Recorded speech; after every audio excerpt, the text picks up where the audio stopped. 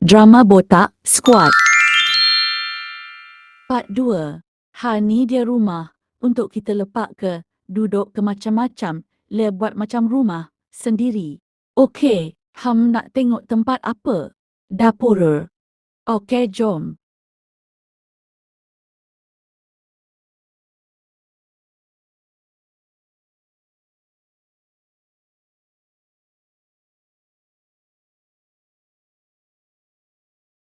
Ni dapur.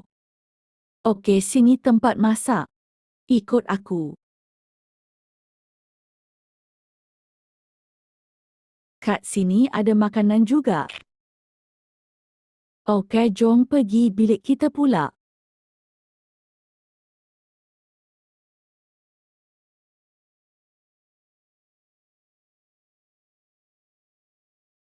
Korang pilih je katil, mana-mana, satu katil, 2 orang. Zana pilih kat sini. Aku pilih sini.